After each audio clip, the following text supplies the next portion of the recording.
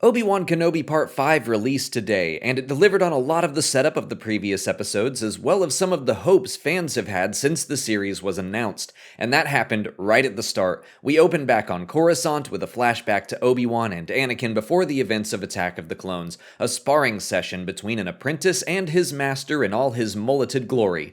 Finally, some proper use of Hayden Christensen.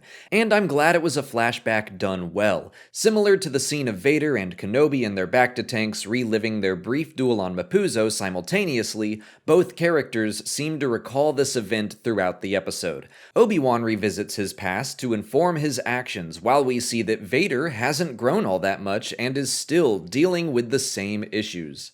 But back in the present day, Reva's success in tracking Kenobi to Jabiim gets her promoted to Grand Inquisitor. The Empire is hot on their heels, and we set up more stakes for the path when we see all the people who are going to need protecting. But I like that despite their fear and desperation to reach safety, they still put their lives on hold to rescue one little girl. And then that girl is going to one day become a symbol or even personification of hope for the Rebel Alliance and the galaxy. Tons of families with their own children waiting to reach safety, but they all waited for Leia because to them losing even one kid to the Empire is unacceptable. We see Ben continuing to transform back into Obi-Wan as he agrees to help those families without hesitation. Again, at the start of the series, we see him refuse to help multiple people. He goes so far as to refuse to help Leia at first. He tells Nari that the fight is over and that the Jedi should just give up. But being forced to go on this journey and coming into contact with Haja and Tala and Roken and all these individuals who won't turn their back on those in need has inspired him more and more until he realizes that the light will fade, but is never forgotten, as he reads on the wall in this episode. Things in life can feel incredibly dark at times. Sometimes that darkness might be because of your own faults or failures. Tala shares the story with Kenobi that she was responsible for the deaths of several families, and instead of wallowing in her regret like Obi-Wan did on Tatooine for 10 years, she learned from it and began helping the path. But Obi-Wan is done wallowing. We see him standing up to lead those who need leadership and hope. Roken called him General in Part 4, and that's who he is becoming again. He knows his enemy and how to fight them, even without the goal of victory through combat. I love that attitude because it's very much how he acts in A New Hope. They get pulled in by the Death Star, and he tells Han they can't win, but there are alternatives to fighting. That's the Jedi way. Not to say that you should never fight, but you should pick your battles. There might be solutions other than brute force. But Darth Vader is a hammer, and every situation looks like a nail to him. He locks down the facility and sends in Reva to capture his old master. So let's talk about the new Grand Inquisitor because we finally get to learn about her past, and it's pretty much what I think a lot of us were guessing since Part 1. She was one of the younglings we saw during Order 66, but she and her friends ran into Anakin. She survived through her desire for revenge, just like Darth Maul, and that desire twisted her to the dark side. She's been playing the long game, getting closer and closer to Vader for 10 years so she can kill him. I really like how we see what that drive for revenge above all else will do to someone. Reva captured Leia and was willing to torture her to get what she wants. The parallels between her siege of Jabiim and the attack on the Jedi Temple are clear. She is willing to march into a room full of Force-sensitive younglings and repeat the horrors of Order 66. To quote Obi-Wan Kenobi, she has become the very thing she swore to destroy.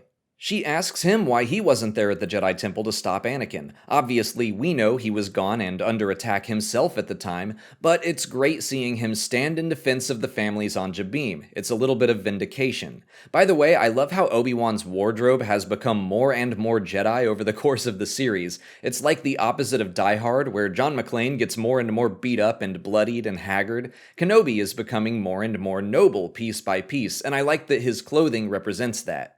Tala and Ned B fall in Reva's attack. I am bummed about Tala's death, but I think it's a pretty nice parallel of Obi-Wan's final actions in A New Hope. She closes off a door and stalls the enemy to protect the next generation. Reva has stormtroopers at her command, but thematically she is alone in her mission. The dark side always is. Every Inquisitor, every Sith Lord. In the end, they're all out for their own ambition and power, and they have no interest in sharing it completely. But Tala is willing to sacrifice herself for the hope of the future generations of the Force, and when it becomes Obi-Wan Kenobi's time, he is willing to do the same for Luke and Leia. He even serves himself up on a platter on Jabim. I love that he says Vader knows he will do everything he can to protect the people hoping to escape, but that's just because Vader assumes Kenobi is the same man he was during the Clone Wars. A few episodes ago, I don't think Obi-Wan would have done anything and everything to protect everyone there, but because Reva wanted to manipulate Obi-Wan and Vader for her own goals, she set him out on this journey to reclaim that honor.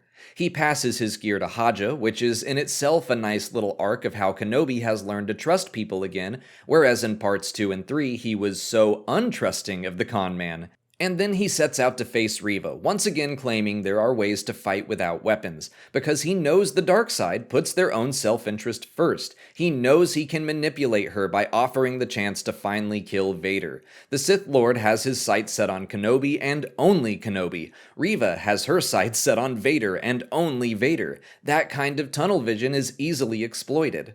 Vader's single-mindedness causes him to miss the obvious second transport, and I like the way that scene was shot. The other ship is visible the entire time, but I also didn't notice it at first. I was focused on the one escaping just like Vader. Meanwhile, I think Reva's focus on her revenge made her think she was outsmarting her enemy. I like that Vader is basically like, come on now, did you really think you were getting away with this? Last week, fans, including myself, were skeptical that Vader would let her live after letting Kenobi escape.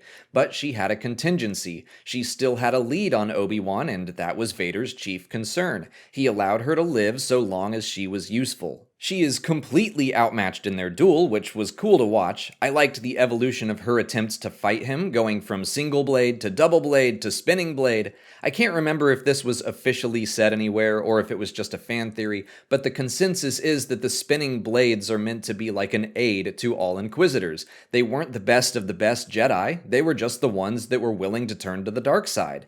The comics have shown that none of them even came close to Vader. In Reva's case, while she obviously has a lot of rage, and she's done some terrible things, she hasn't fully given herself over to the dark side, and I think Kenobi's words dredging up her past affected her, maybe even nudged her back to the light a little bit. And we see after the duel what took me a couple of episodes to understand. In part 1, I didn't really buy her as an Inquisitor. She seemed like she was grandstanding, trying to act tougher than she was. It took me until part 3 to realize that was the point, but now we have confirmation. When we follow her rage back down to its root in the dark side, she is still that scared little girl from the Jedi Temple. She hasn't grown past that fear in a decade.